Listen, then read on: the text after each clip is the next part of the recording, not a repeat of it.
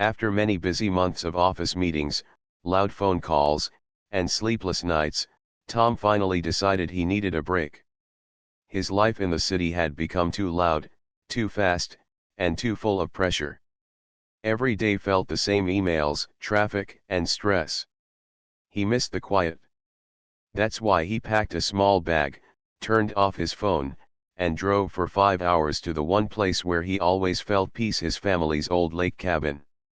The cabin had been built by his grandfather many years ago. It was simple, just a wooden house with a stone fireplace, a tiny kitchen, and a dock that stretched out into the calm blue water. The trees stood tall around it like silent guards, and the sound of birds filled the air. No cars, no neighbors shouting, no deadlines. Just peace. Tom had not been here for almost 2 years. Life had gotten too busy. But the moment he stepped onto the wooden porch and opened the old creaky door, a warm feeling rushed through him. The smell of pine and old books wrapped around him like a soft blanket. He placed his bag inside, dusted off the chairs, and opened the windows to let in the fresh lake air. A small smile came to his face as he walked around the place, touching the walls, remembering childhood summers spent here fishing with his dad, watching stars with his mom, and sitting by the fireplace during rainy nights. But this visit wasn't just for relaxing. He was here for a very important meeting. The State Attorney General, Mr. Hill, had agreed to meet Tom here in private. It wasn't a social visit. Tom had discovered something wrong happening in the small lake community, and he had gathered papers, photos, and proof. People were being treated unfairly, and some were being forced to sell their homes through tricks and pressure. It was all connected to the local HOA, Homeowners Association. Tom had tried to speak up before, but no one listened. Some even warned him to stay quiet. But now, with Mr. Hill finally agreeing to listen, there was hope. Tom wanted to keep the meeting private. No one in the area knew Mr. Hill was coming. That was important. He didn't want anyone to scare him off or block the meeting. As he placed 2 mugs on the table and boiled water for tea, he heard a noise outside: footsteps on the wooden porch. He thought it might be Mr. Hill, arriving early. But it wasn't. Standing at the door, arms crossed and face tight with suspicion, was Karen, the self-declared leader of the HOA. She wasn't elected, but she acted like she was. Everyone in the neighborhood knew her. She was the kind of person who watched people from her window, wrote notes about lawn lengths and noise levels, and made sudden visits to people's homes. People called her HOA Karen behind her back and sometimes to her face. Karen looked Tom up and down, then glanced into the cabin behind him. "You didn't put up a visitor permit on your window," she said sharply. Tom blinked. "This is my cabin. My family's had it for over 40 years. Karen frowned. "Still, all stays must be logged. That's part of the new community rules. You didn't sign the guest book at the gate either." "I didn't know I had to," Tom replied calmly. "I'm just here for a couple of days." Karen stepped forward, 1 foot inside the door. "Well, I need to make sure everything is in order. Rules are rules." Tom felt a tightness in his chest. He didn't want trouble, not now, not today. "I've always followed the rules," he said, trying to stay polite. "But this visit is private. I'd appreciate some space." Karen narrowed her eyes. "Private? Why? Who are you meeting?" "That's personal," Tom replied, trying not to show frustration. Karen didn't like that. Her eyes sharpened like a hawk's. "If something's going on here, I'll find out." With that, she turned and walked off the porch, notebook in hand. Tom watched her go, his thoughts racing. He had a bad feeling now. She was suspicious, and if she found out who was coming, she might try to interfere. He couldn't let that happen. He took a deep breath and looked out at the calm lake. This place was supposed to be peaceful. But peace doesn't always last.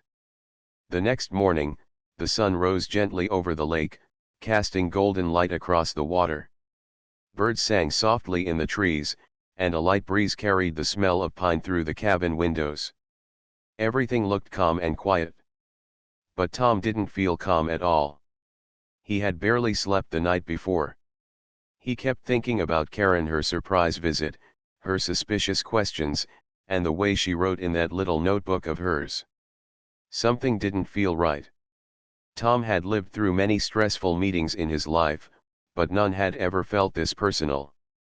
He was worried not just for himself, but for the people in the community who were being treated unfairly by the HOA, especially elderly folks who were afraid to speak up.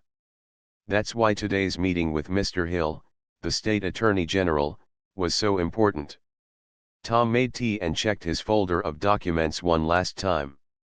Everything was there: copies of fake fines, letters written by scared residents, and emails showing strange land deals. He had worked hard to collect this. Now, it was time to tell someone in power. At around 10 in the morning, Tom heard a sound: footsteps on the porch again. His heart skipped a beat. Maybe Mr. Hill had arrived early. He opened the door. But it wasn't Mr. Hill. It was Karen. Again. She stood with her arms crossed, wearing a sweater with the words "Community First" printed on the front. Her expression was even colder than the day before. "I didn't see your name on the cabin visitor list this morning either," she said sharply. Tom stayed calm. "Like I said yesterday, this is my family's cabin. I'm allowed to be here." Karen stepped closer. "I checked with the HOA records last night. Your name isn't on the list of current property holders." Tom raised an eyebrow. "That's because the cabin is still under my grandfather's name. He passed away, but the documents are with our family lawyer." Karen narrowed her eyes. "Then technically, you're here without permission. That could be a problem." Tom felt the heat rising in his chest, but he held it in. "I'm not here to argue, Karen. I'm just here for a peaceful weekend." Karen looked past him into the cabin, scanning the room with curious eyes. "Are you expecting someone?" she asked suddenly. Tom paused. "Why do you ask?" Karen gave a fake smile. "Oh, no reason. I just noticed you brought 2 cups of tea out yesterday. That's all." Tom felt a chill. So she had been watching him. "I like drinking 2 cups, he said simply. 1 in the morning, 1 in the evening." Karen tilted her head. Strange time to be alone here, though. Did you know there's a town meeting this weekend? Most people are attending." "I came for quiet," Tom said calmly. "Not meetings." Karen tapped her notebook with a pen. "Well, I'll keep an eye out. Rules must be followed." Before Tom could reply, she turned and walked away again, her shoes crunching the gravel path. But this time, she stopped at the end of the porch and pulled out her phone. She began making a call. Tom didn't like it.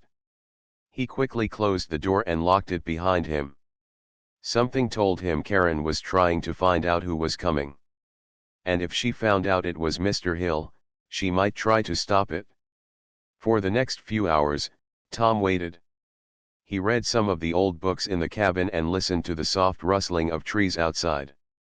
But he kept checking the window, watching the road that led to the cabin. Finally, around 1 p.m., a black SUV appeared between the trees, moving slowly up the narrow road.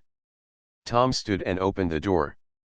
The car parked beside the cabin, and a tall man in a gray suit stepped out. He looked calm, professional, and kind. He carried a leather briefcase. "Mr. Hill?" Tom asked, stepping forward. The man smiled and offered his hand. "Yes. And you must be Tom. Thank you for inviting me." Before Tom could even offer him tea, a loud voice called out, "Excuse me. Who is this?" Both men turned. Karen was back standing at the edge of the trees, her face red, and her notebook clutched tightly in her hand. Tom sighed. She had returned just in time to interrupt the most important moment. Karen's voice cut through the quiet like a sharp wind. "Excuse me. Who is this?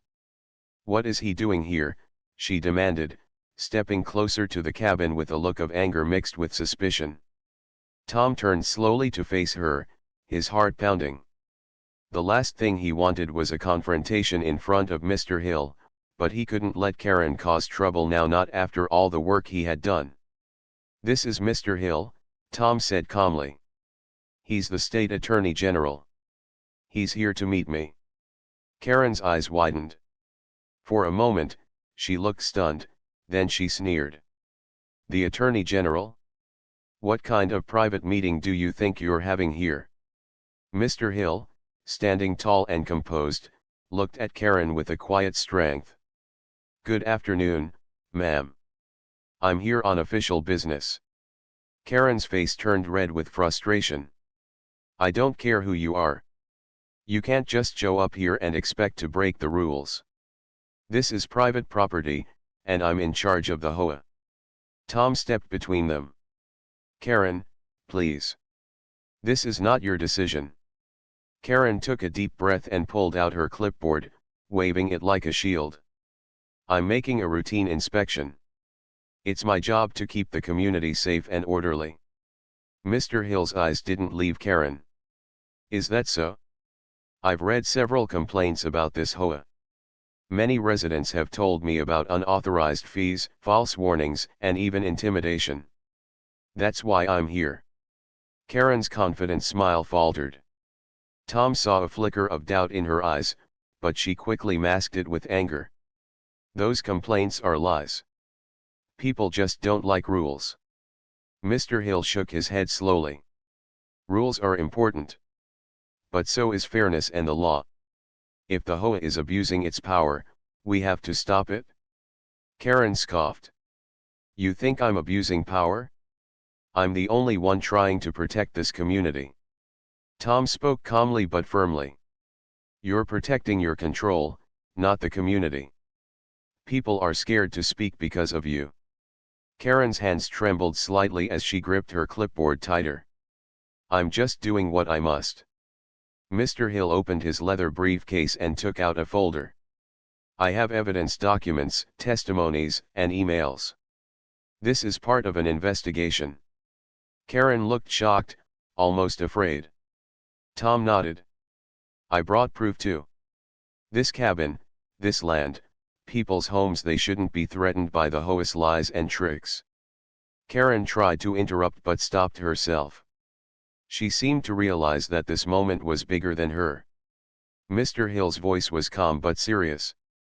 "Karen, you have the choice to cooperate with this investigation or face legal consequences. The truth will come out." Karen looked down at the ground, her usual confident mask cracking. Tom could see the tension in her body. The woman who had once controlled the neighborhood with fear now seemed small and unsure. She finally spoke quietly. "It's not just me. There are others." Tom raised an eyebrow. "Who else?" Karen hesitated. "They don't want to come forward. They're scared, like everyone else." Mr. Hill nodded. "Then maybe it's time for some courage. I'm here to help." Tom glanced at Karen, then back at Mr. Hill. "I'm ready to give you everything I have." The three stood in silence for a moment, the tension slowly fading. Karen looked up, her eyes tired but honest. "I didn't want it to be like this." Mr. Hill smiled kindly. "No one does. But change starts with the truth." Tom stepped aside and gestured toward the cabin. "Let's sit down and talk." Karen hesitated, then slowly followed them inside. Inside the cabin, the warm light from the fireplace contrasted with the cold reality they were about to face. Tom poured tea for everyone. The steam rose gently as they prepared to speak honestly for the first time. Outside, the lake was still and quiet. Inside, a new chapter was beginning. Inside the cabin, the air was warmer and softer. The flicker of the fireplace cast gentle shadows on the wooden walls. The smell of pine mixed with the scent of fresh tea. Tom, Mr. Hill, and Karen sat around the small table. The moment felt heavy, full of questions, truths, and fears. Tom poured tea for everyone, trying to keep calm. He had invited Mr. Hill here because he wanted justice. But now, with Karen sitting so close, the situation felt complicated. She was no longer just an enemy, she was part of the story. Mr. Hill cleared his throat. Karen, thank you for coming in. This investigation needs everyone's honesty. Karen nodded slowly, but her eyes were tired. She seemed like a different person from the strict woman who had stormed the porch just hours ago. Tom looked at her and asked gently, "Why did you do it? Why did the Hoa start treating people badly?" Karen sighed and looked down at her hands. "It didn't start with me," she said quietly. "The Hoa used to be fair. But over time, some people wanted more control. They wanted power, money, and influence." Tom leaned forward. "Who were these people?" Karen shook her head. "I'm not sure I can say. They are well connected. And they keep secrets." Mr. Hill took out a notebook and wrote something down. Karen's voice broke as she continued. "At first, I thought I was helping the community by enforcing the rules. But it became clear it was about control. Threats, fines, rules no one could follow, all to make people scared." Tom felt a pang of sympathy. "But you kept it going." Karen looked up. "Yes. I'm ashamed. I liked the feeling of control. I thought I was strong. But really, I was just afraid." Mr. Hill nodded. "Fear can make people do strange things." Karen's eyes filled with tears. "I didn't want to hurt anyone. But I lost my way." Tom said softly, "You're not alone. Many people make mistakes. What matters now is what we do next." Karen wiped her eyes and nodded. Mr. Hill closed his notebook.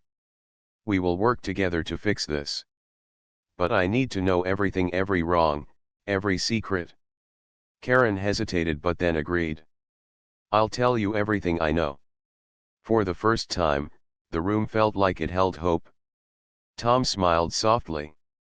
"That's the start of something better." Outside, the wind whispered through the trees, as if nature itself was listening. Karen took a deep breath. "There's one more thing." Tom and Mr. Hill looked at her, waiting. Karen continued, "Some people in the Hoa don't want this to end. They might try to stop us." Tom's heart tightened. "What should we do?" Mr. Hill said calmly, "We'll be careful. But we won't back down." Karen nodded. "Good. Because this place deserves better." Tom looked out the window at the lake, shining under the afternoon sun. This place was more than just land and water. It was home. And it was time for truth to bring peace. The sun began to set, painting the sky with shades of orange and pink. The calm lake reflected the colors like a mirror, but inside the cabin, the atmosphere was tense. Tom, Mr. Hill, and Karen sat close together, their voices low as they spoke in whispers. Karen had started to share more details about the Hoa's secret power. It was not just about rules and fines. It was about control over the community's future. "There are hidden meetings," Karen said quietly. "Decisions are made in secret. People who disagree are threatened or ignored. Some families have been forced to sell their homes without fair reasons." Tom felt a wave of anger rise inside him. "How can they do that? This community is full of good people." Karen nodded sadly. "They use fear. And sometimes, they use money." Mr. Hill took careful notes. "Have you seen anyone try to fight back?" Karen shook her head. "Not openly. Most are too scared. Some have left quietly." Tom clenched his fists. He thought about his neighbors, the elderly woman who loved her garden, the young family with small children all living under this shadow. We have to stop them, Tom said firmly. They can't keep hurting people. Mr. Hill looked at both of them with a serious expression. That's why I came here. To help stop the unfair practices and bring justice. Karen looked at Mr. Hill and Tom. I want to help too. I don't want this to continue. But I'm scared. Tom smiled gently. Courage isn't about not being afraid. It's about facing the fear. Karen's eyes softened. Maybe this is my chance to do what's right. Just then, a sharp knock sounded on the cabin door. All three froze. Tom walked to the door and peeked outside. Standing in the shadow of the trees was a man. He was tall and wore a dark jacket. His face was hard to see in the fading light. Tom's heart skipped a beat. Before he could say anything, the man called out loudly, "Tom! You need to come with me. Now." Tom stepped back from the door, his mind racing. Mr. Hill rose slowly. "Who is that?" Karen looked worried. "I don't know, but this isn't good." The man knocked again, more urgently. Tom shook his head. "I don't know him. I'm not going anywhere." The man's voice grew louder, more demanding. "You're coming with me. The Hoa says you're causing trouble." Tom's hands trembled. This was more than he expected. Mr. Hill stood firmly in front of Tom. "This man has no right to force you anywhere. We have legal rights." The man glanced at Mr. Hill and then stepped back into the trees, but he didn't leave. Tom closed the door and locked it tightly. Karen whispered, "They're watching you. Trying to scare you." Tom took a deep breath and looked at Mr. Hill. "We can't let them win." Mr. Hill nodded. "We won't. But we must be smart and careful." The three sat back down, the feeling of danger mixing with hope. Tom knew this fight would be harder than he thought. The Hoa's control was strong and hidden, but with truth and courage, maybe they could change things. Outside, the lake stayed calm under the darkening sky, a silent witness to the battle ahead. The night grew darker outside the lake cabin, but inside, the three sat close together, the soft glow of the fireplace lighting their faces. Tom could feel the weight of the day's events settling deep in his chest. The unexpected visitor at the door had shaken him. It was clear the fight for justice wouldn't be easy. Mr. Hill leaned forward, his eyes steady. "Tom, we need to plan carefully. The Hoa has deep roots here. But we have evidence and the law on our side." Tom nodded slowly. "I just wish the neighbors weren't so scared. Many are too afraid to speak." Karen wiped a tear from her cheek. "Fear can control a whole community. But it can also be broken." Tom looked at her thoughtfully. "Why are you helping us now, Karen? After everything?" Karen took a deep breath and looked down. "Because I don't want to be part of the problem anymore. I've made mistakes. But I want to fix them." Tom smiled gently. "It takes courage to admit that." Karen's eyes met his. "I'm ready to be brave." Mr. Hill pulled out a map of the lake community. "We'll start by meeting with some trusted residents. People who are willing to speak up but need protection." Tom pointed to a few houses on the map. "Mrs. Lopez. She's an elderly widow who was fined unfairly last year. And Mr. Baker, the carpenter who built this dock. He's lost business because of false accusations." Karen nodded. "I know some of them. They're scared but good people." Mr. Hill looked at both of them. "This will be slow. We have to build trust first." The cabin door suddenly opened softly. Tom looked up to see a small figure standing there. Lila, a young woman from the neighborhood. "I heard voices," Lila said nervously. "I want to help." Tom smiled warmly. "We're glad you came." Lila stepped inside and closed the door behind her. As the evening wore on, they talked quietly about the next steps.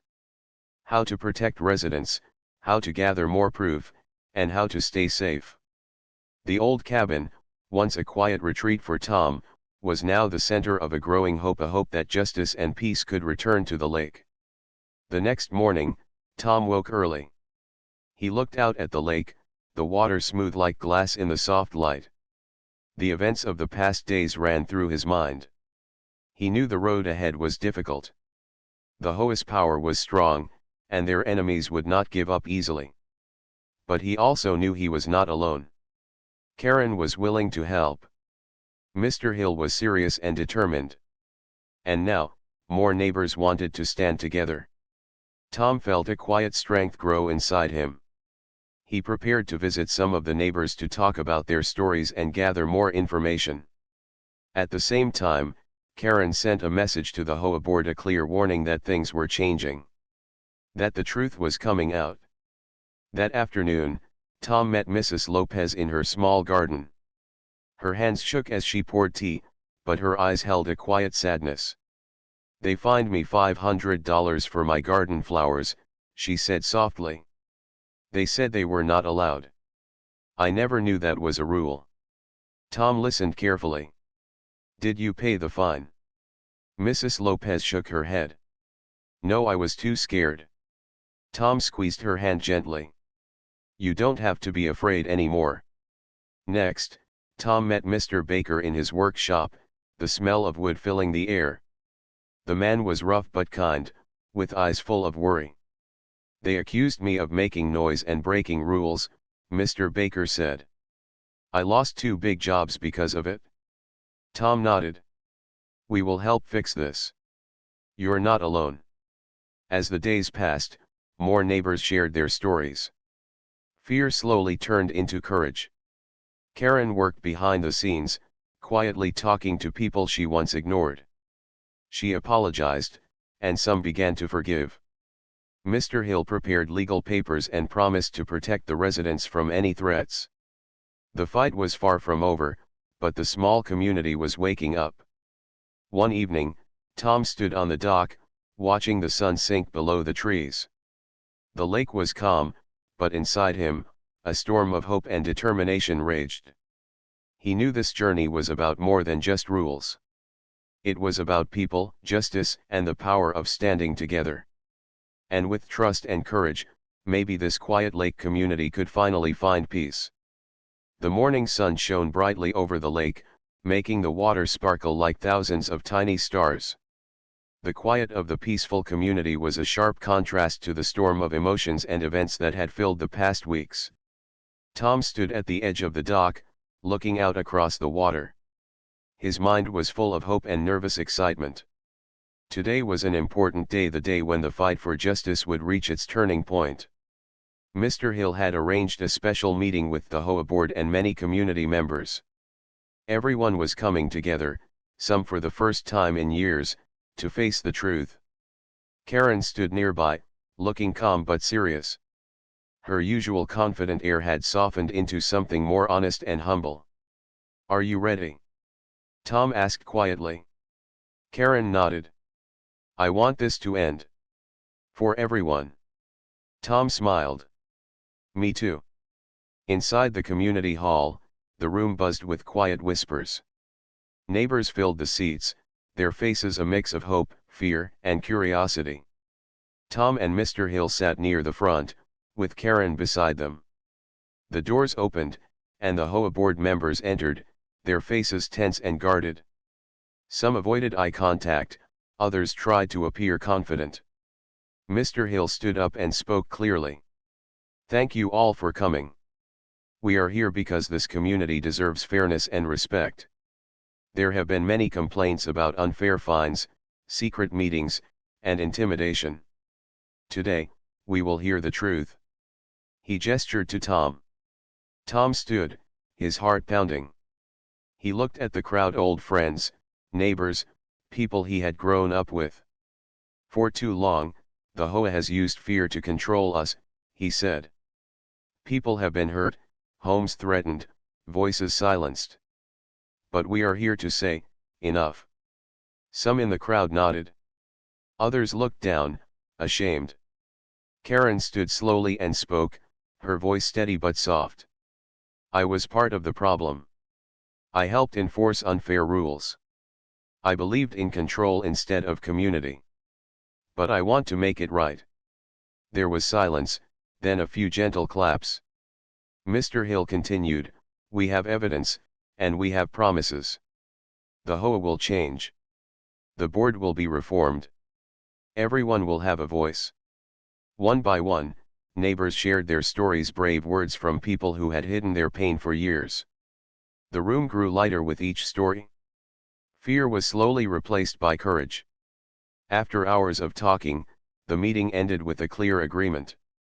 The HOA board would resign, new members would be elected fairly, and unfair fines would be reviewed and removed.